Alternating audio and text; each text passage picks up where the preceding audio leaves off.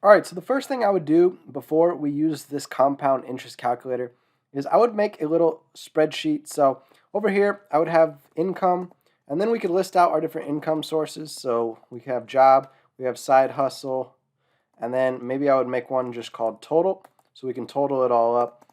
And then we're going to have one called expenses. So then we're going to have, like housing, we might have food, car, then maybe medical, then maybe all our different insurances that we pay each month. If we want to do utilities, this could also go up there with housing. And then after that, we have our other miscellaneous expenses, like we might be spending on entertainment, we might be spending on travel, and then personal care slash clothes, so just different items we think we need. So some of these aren't really necessary, some of them are. What I like to do first, though, is just see what our current picture looks like. So if we know maybe we're bringing in $5,000 a month from a job, maybe we're able to make another $1,000 a month from a side hustle. So this brings us $6,000 a month in revenue. So we'll go ahead and just put the money symbol there, give it a little highlight so we know. All right, now let's just say our housing, we have like $1,000 a month mortgage payment going out. Maybe we're spending $400 a month on food. Maybe we're spending $250 a month on our car, $100 a month for medical. Insurances might be more like, $400. Utilities, probably $400. Entertainment, this could be, one of those that varies. If we cut it out and we stop doing entertainment expenses, we could save some money here. Let's just say traditionally, though, maybe we're spending $200 a month on entertainment, going to the movies, going bowling, going out to bars, drinking, that sort of thing. Traveling, if you do some traveling, some vacations, you could put a budget in there. Same with personal care and clothes each year. So let's just go ahead and then make another one down here called total for expenses.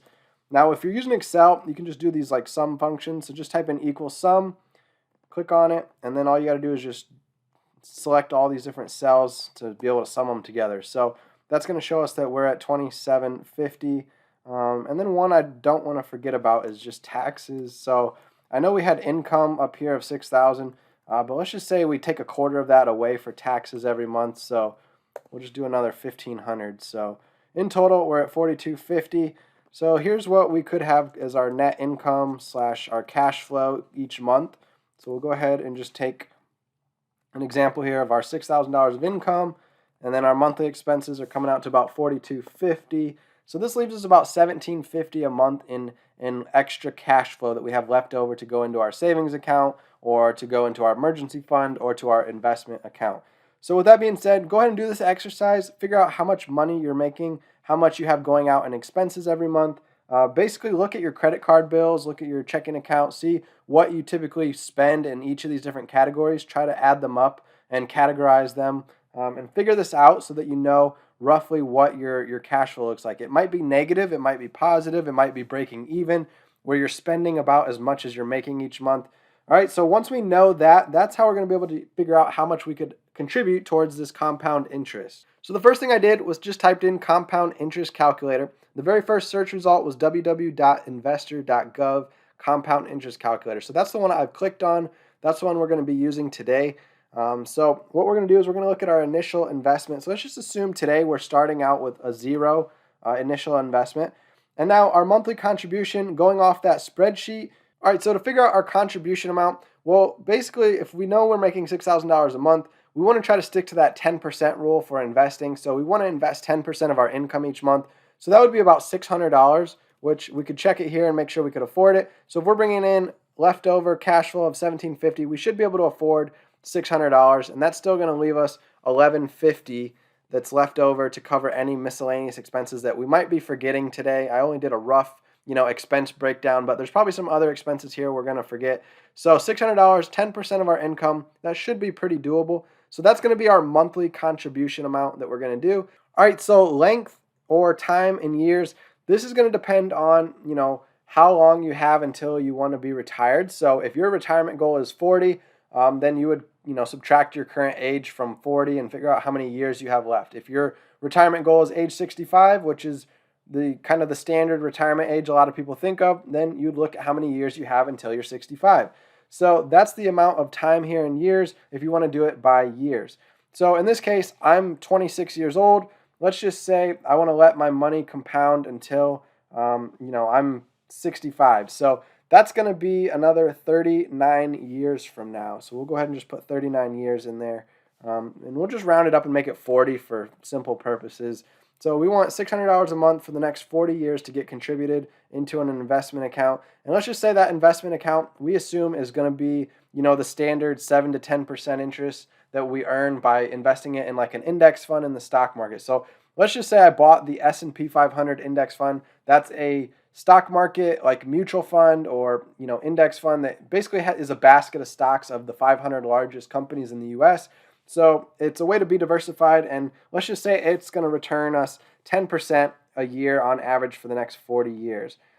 So what we're going to do is look at our compound frequency. This is the final step. So let's just say we're compounding monthly since we're contributing monthly. Actually, we want this one to be annually because of the 10% rate here. So let's go ahead and just click calculate and see what it spits out. So it's going to show us that in 40 years, if we just put away $600 a month, we will have $3.2 million roughly in assets that we could live off of. So that's pretty incredible that just a small amount of money each month, like $600 a month, it doesn't seem like that much money. But if you consistently do it for the next 40 years, it can grow and grow and grow until you have almost $3.2 million by, age 65. So if you're just graduating college right now, you're 22 years old, you could add on, a couple extra years, and you could do this for 23 years until you're 65. And so you've got a little bit more time. So your nest egg could get even bigger. Or vice versa, if we're doing a set amount of time, in this case, 40 years.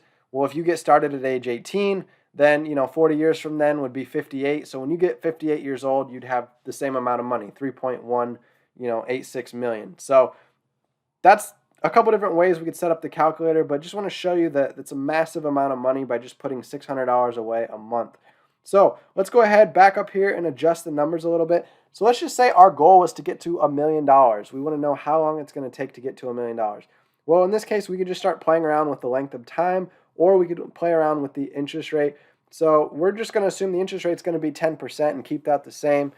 So we can look here on the chart actually and probably get a good idea. So the $1 million line is right here. So if we draw our cursor all the way over, it looks like we're going to hit it at about year 28.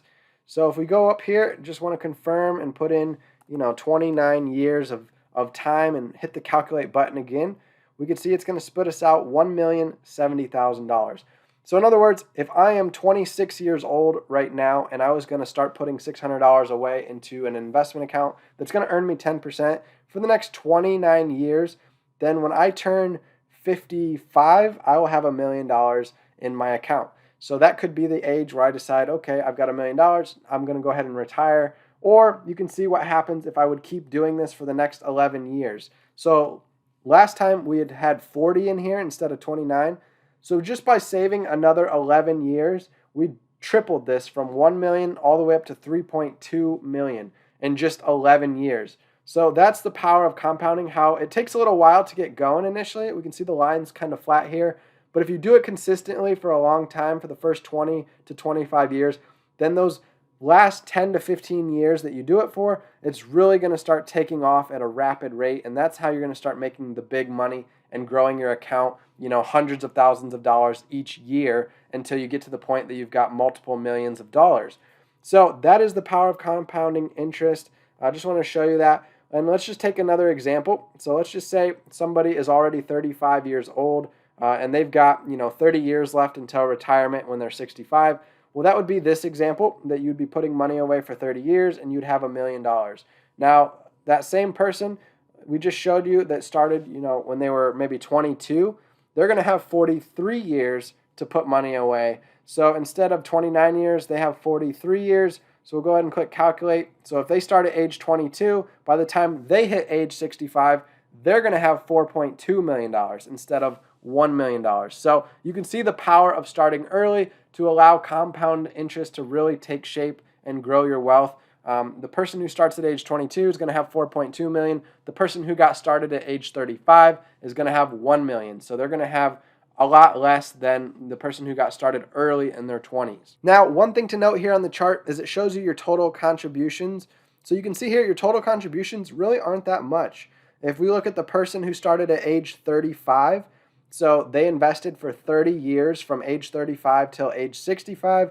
They contributed a total of $216,000. Now, the person who got started at age 22 and they went the entire 43 years until they turned 65, they only contributed $309,000. So there's only a difference there of about $90,000 between the 216 and the 309 number. So $90,000 more was contributed by the person who started at age 22, yet their worth was more than quadruple the person who got started at age 35, because they had, 4.2 million versus 1 million. So that's the power of compounding right there in this loan example of contribution versus return on your investment. It really takes off the sooner you get started.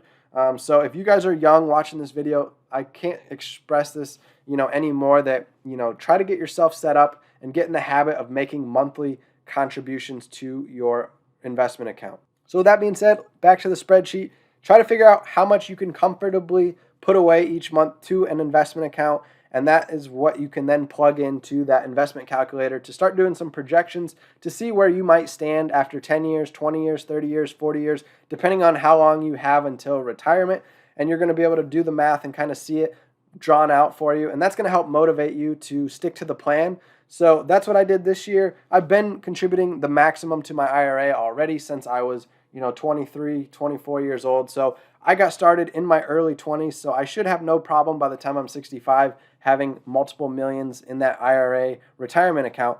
But if you're just getting started, the first thing you need to do is really set up your budget and figure out what your income is, what your expenses are, and how much money you have left to invest. And that's something I did this year. Again, I reevaluated what I'm currently spending and what I'm bringing in now, so I could see how much I could start putting away each month. And so I've got automatic transfers set up. So for example, I use a platform called M1 Finance, and every Friday it withdraws $250 from my bank account, and it automatically puts it into my M1 Finance account. And then I start having it automatically purchase different investments for me. I have a pie that I set up. With M1 Finance, you have an investment pie that my money automatically buys into each month. So I set it up myself. I picked different stocks that I wanted to be part of my portfolio or my pie, and I gave different percentages. So maybe 10% goes to this stock, maybe 15% goes to this stock. And so I broke it down by percentages, how much I want to contribute to different stocks. And then every time my account receives the deposit from my bank account and it transfers that money to my M1 account, then M1 automatically takes that deposit and disperses it into that pie, buying different shares of stocks based on my percentages that I've set up. So overall, doing this strategy is going to help you learn how to contribute on a monthly basis to an investment account and start compounding your money each month by earning interest on it from investments. A couple tools I've given you today: using Excel, using the investment calculator, and using M1 Finance. The three tools combined can help you create a game plan so you can start saving money away and start becoming a millionaire down the road in 20, 30, 40 years from now.